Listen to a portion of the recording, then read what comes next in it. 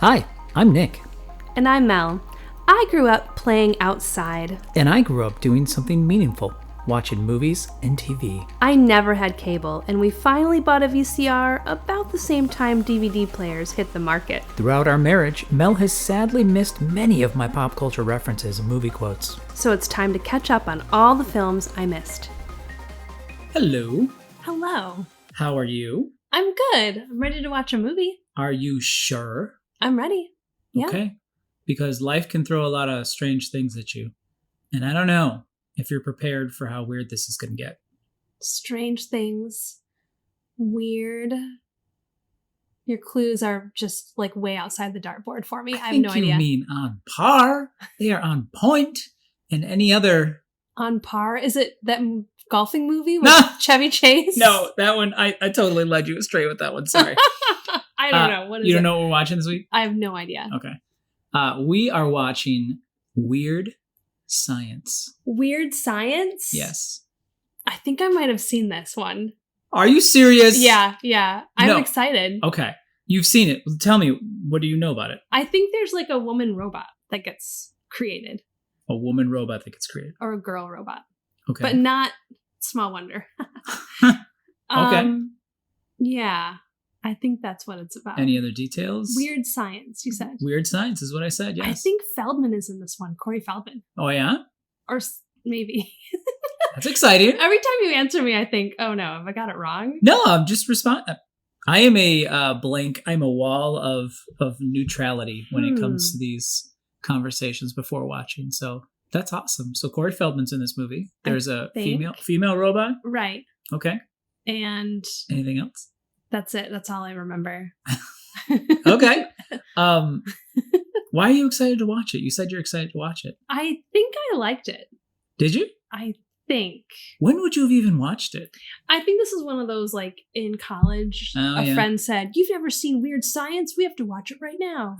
Okay. And then we watch it, and I don't remember everything. Okay. So do you want to give me your catchphrase for this one with the little knowledge you have? Yeah. I love putting you on the spot with this if you can't tell. I'm thinking something like, 80s robot. What could go wrong? Fair enough. All right, let's go see how Feldman handles this female robot. Yeah, let's do it.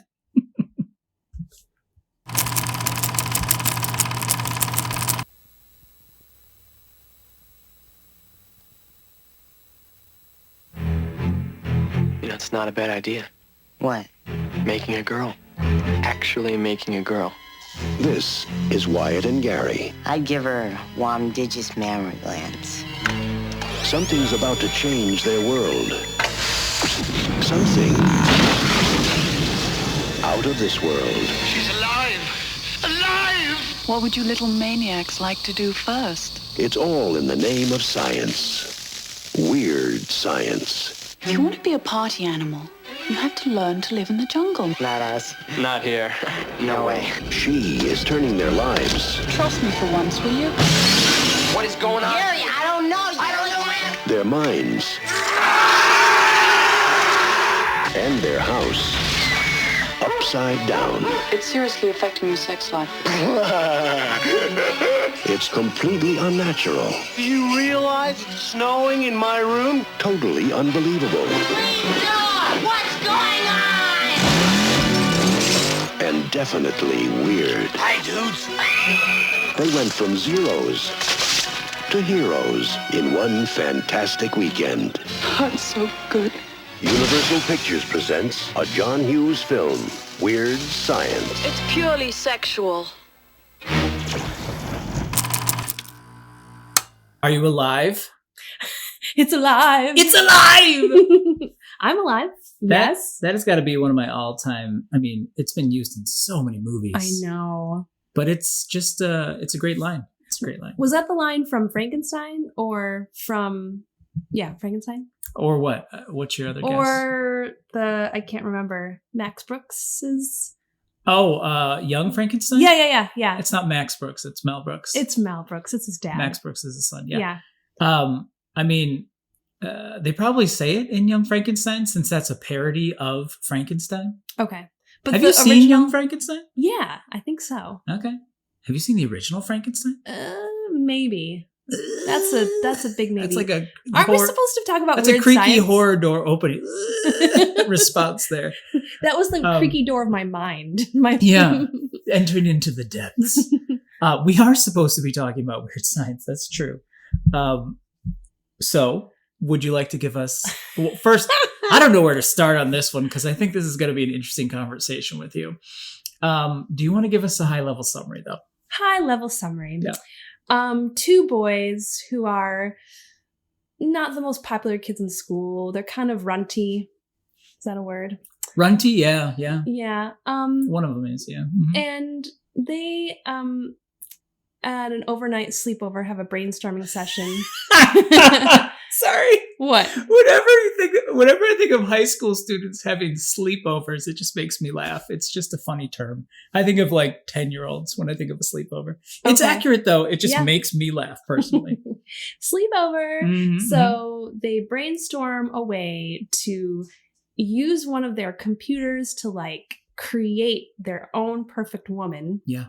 And they input all this data, and with the help of an electrical storm and like hacking into some other thing, they get all the energy they need to actually really truly create a woman. Yeah. And not only is she a woman, she also has some powers, some electrical powers, and like some she can make things appear. Yeah. I mean, She can conjure.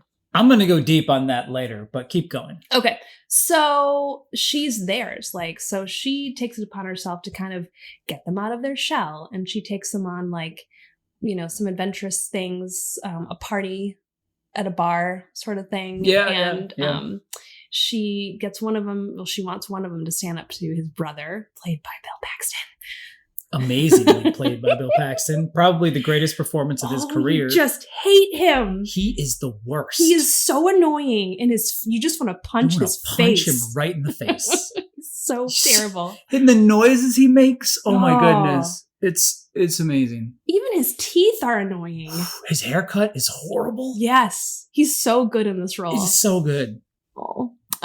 So then they created the woman. She's helping them come out of their shell, and at the end of it, she's kind of done her part because there's two ladies that are their age Mhm. that they start a relationship with or something, and Yeah. and then she goes away and everything is fixed.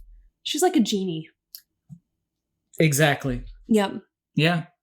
She is. That's what I was going to say. Like, she's a complete, like a djinn, which is, genie. What? That's the term. Okay. Like, in the tales and, Middle Eastern tales and such, it's a jinn. Which is what we call a genie.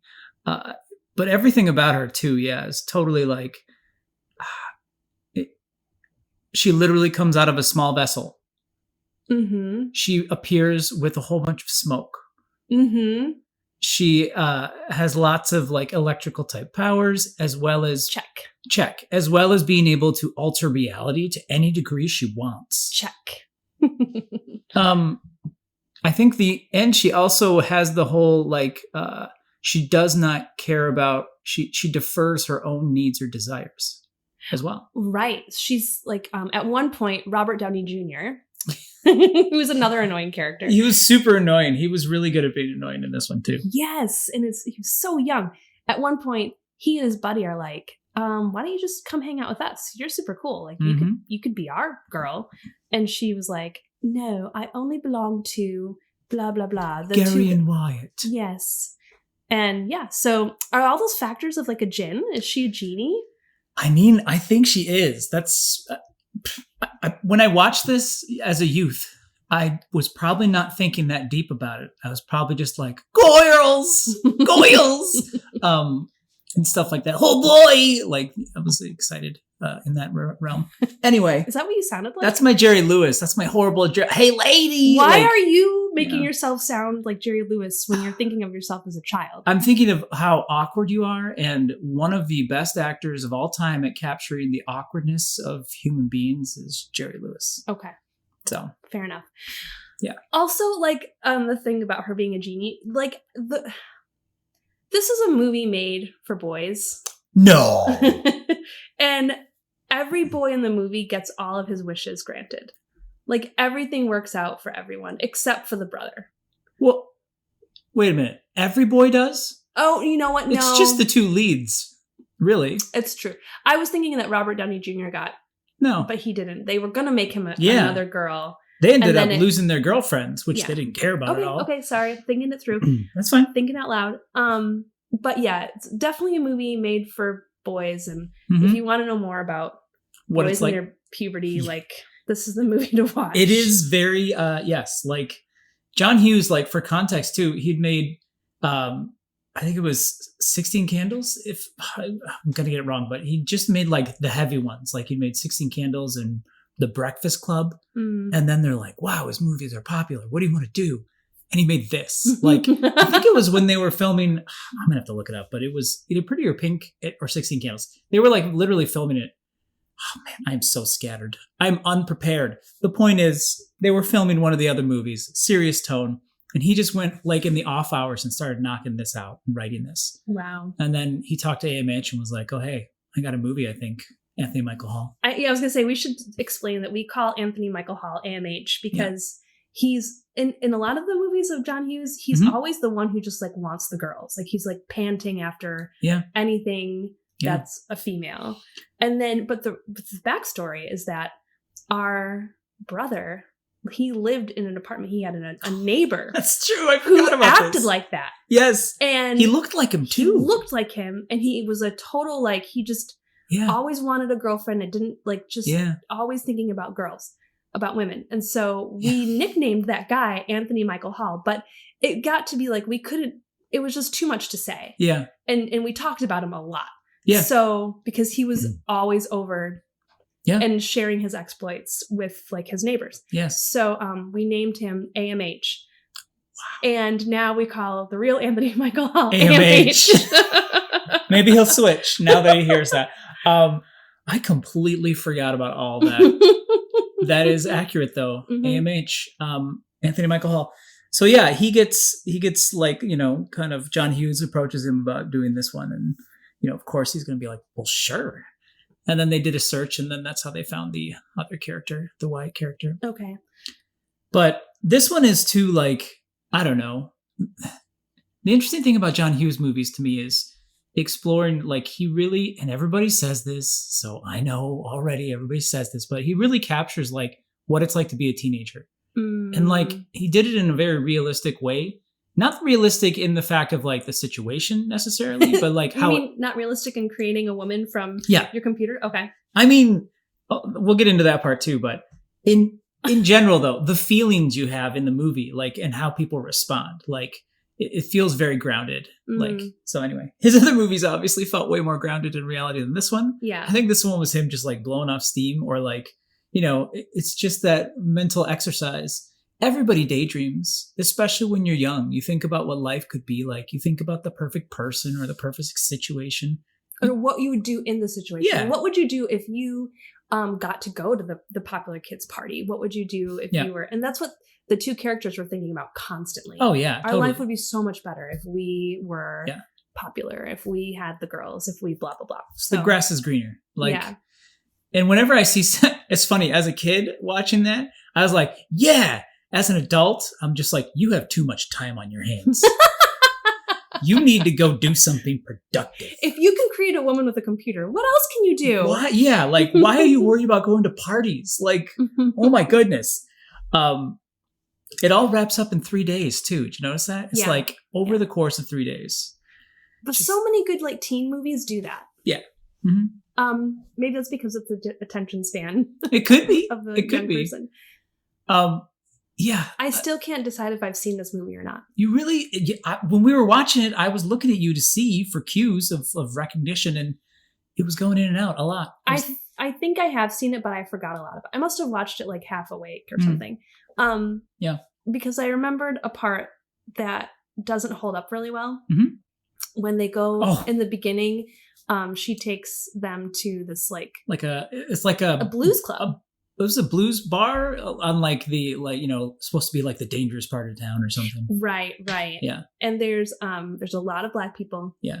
And I don't know, they made this decision back then for AMH to like Yes. kind of talk in a really He was doing the like for the term of the time, he was doing like a soul brother accent. Like yeah. It was pretty common in comedies back then. It does not hold up that well. It doesn't. Yeah. No, it's a shame they put that in. Yeah. But on another note, a good accent call. Mm-hmm. The accent of Lisa, oh yeah, the genie. Yeah. It was a brilliant idea to give her a British accent. I think that's or just is that her how she accent. talks? That's just how she talks. Well, it just kind of elevates her above all of the craziness. Yeah. It was really a good move. That totally makes her character. Yeah, she has such a soothing voice. Mm-hmm. Like I kind of want. I can't say the home device we use, or else it'll start talking. But I kind of want that to have her voice because it's just so soothing. Yeah. Anywho, there were. Oh, one of the guys in the CD bar, he reminded me. He was a Greek guy. He's a Greek actor, and he's in a whole bunch of John Hughes' films. Mm-hmm. And he. One of the things he said to AMH was he called them like it was a Greek word, a makala or something. I can't recall what it was. Okay. But he was just shocked that they were going to allow him to say this because it was a bad term in that language. And they were like, yeah, go for it, whatever. Because most people don't speak Greek. And it becomes a huge joke in the film because he's like, that's me. I'm a whatever the word is. Yeah. So that actor, when he like showed his friends and family, they were like kind of like rolling their eyes at him and stuff. That's kind of funny. He still couldn't believe it happened, but yeah. The best part about that whole scene, which is like the accent is really regrettable, but or the way he was talking, it's not even an accent. It's yeah. The best part is that one of the guys from the bar at the end of the movie, there's like a party at Wyatt's house, and he's there bartending. That was great. I love that kind of stuff. I also really enjoyed how very quietly in the background you see Wyatt, the little mousy teen, and he's with like a 55-year-old, 60-year-old woman. Mm-hmm. She's just sitting, and she looks like she's dressed for Sunday church for some reason. Yes, totally. It's so random. Oh, yeah. Yeah. The Lisa, the genie, Lisa, she's like, she's kind of an anarchist almost. She really wants to just cause chaos in order to bring about change.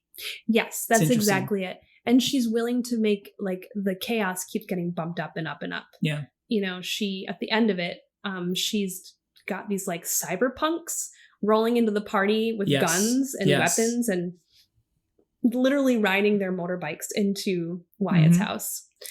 That's that part's really crazy. Like you just know that she had to go to an extreme to like get the result that she wanted. Totally. I mean, I feel like that's a really great metaphor for life sometimes. You get stuck in your own ruts, and unless something crazy happens, you're not going to break out of them. Yeah.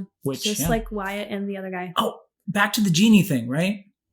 So deeper layers with the genie is the computer.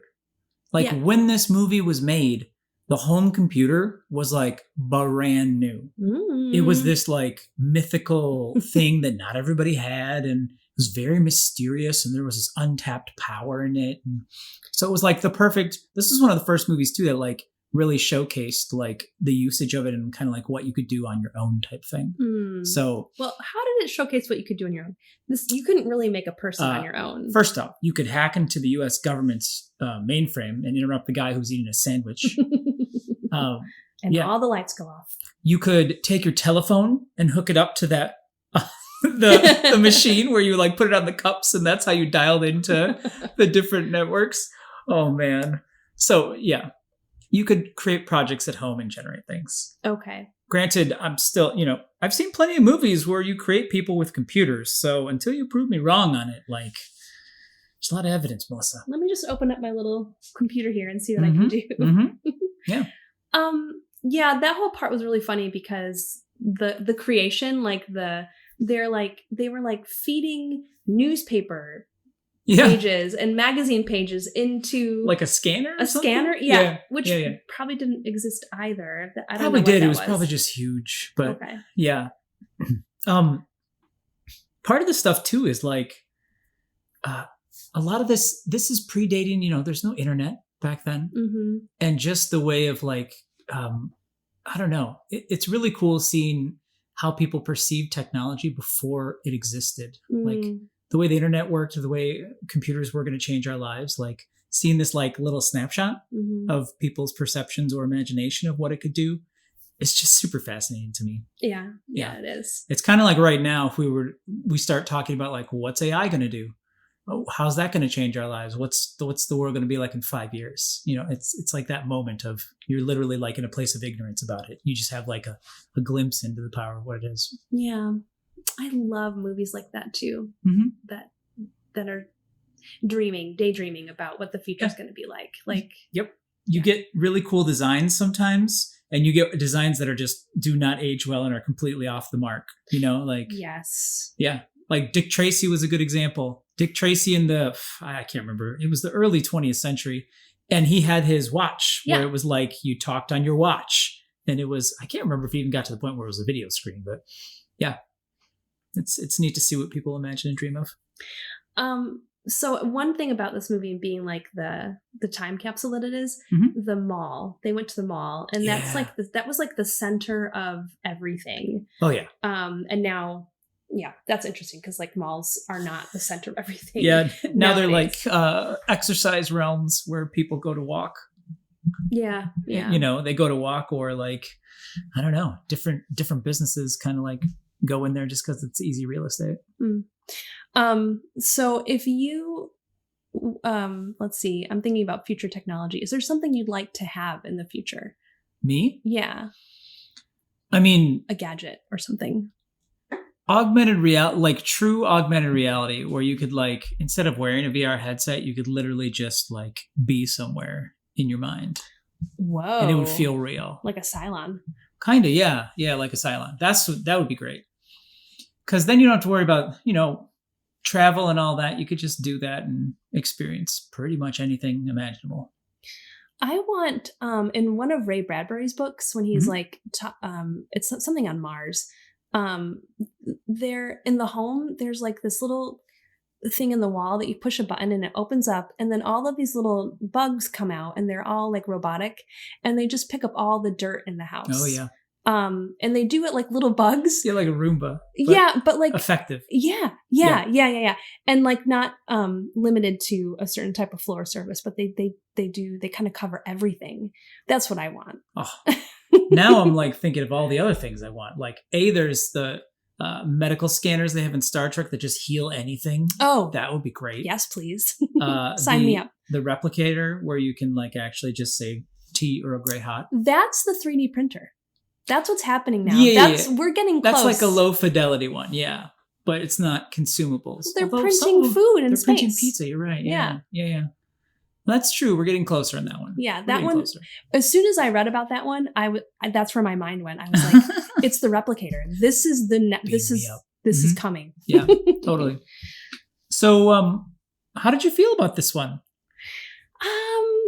A lot of it was fun, and there was some stuff that I was like, not your jam. Like I'm not a little teenage kid boy, so I don't know, like that kind of stuff. Yeah. But I loved Bill Pullman because I hated him. And Lisa. He was amazing. Yes, he was amazing.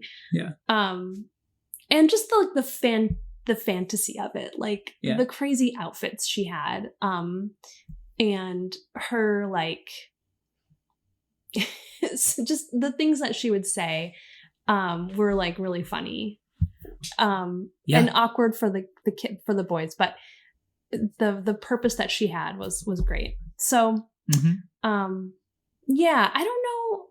don't know if it's my favorite John Hughes movie. Fair. But it was fun. I'm laughing every time you say, what do you keep saying? These little boys, these little teenage boys. I don't know what to say. And it's like, that's pretty much the most, one of the most demeaning things you could say to a teenage boy. And you're like, oh, these little boy things. Okay, the young men. These little teenage boys. Is that better? No, it's making me laugh. You could say whatever you want. It just, it truly encapsulates how you feel about it. I think that's hilarious. Did it hold up for you, like watching it again as an adult? It's definitely weirder watching it with your wife than watching it as a teenager by yourself. Oh, yeah? Yeah, it's a little different. Yeah. That's surprising. Yeah. I mean, obviously, I did a spec check on you when we met, and I made sure that everything was correct. I did my design specs with you when I made you. I mean, when I married you. No, just kidding.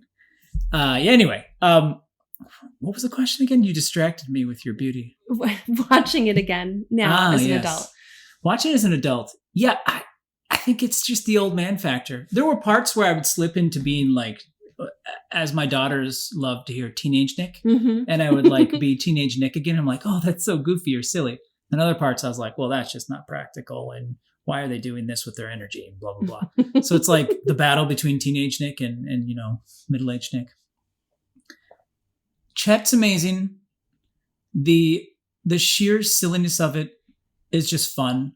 There's some things that don't age well about the movie, but it's still like just a solid, fun movie, I think. Yeah, I'll go with that. And the ending where it goes super cyberpunk type or like Road Warrior, like I still think about those scenes, like those guys, literally. And the stinger at the end when they're leaving and how they resolve the whole thing, like, is just hilarious. So I love the ending too. Yeah, the ending I think is one of the best parts. The ending makes me think of House. House? Have you seen that movie? No. Okay. I'll add that one to the list. Uh-huh. Okay. That's another really good 80s movie. Anyway, wait a minute. I'm not getting a sense of whether or not you're happy you saw it or not, though. You've had very measured responses. I mean, I think I probably could have survived if I hadn't seen it, but I've always been a fan of AMH, so seeing another one of his. Actually, no, I will say, because I always loved Bill Pullman, like seeing him do like such a terrible character was really great. Yeah, and yeah, it's fun to like pretend to be a teen again. It's fun to think about it. Oh my goodness! Like, you don't realize how little responsibilities you have as a teen. It feels like a lot when you're there. You're like, I gotta go to school. I have to do homework. It's horrible. And then I have to get a job. It's horrible. I have to work for like 4 hours a week. It's so funny now.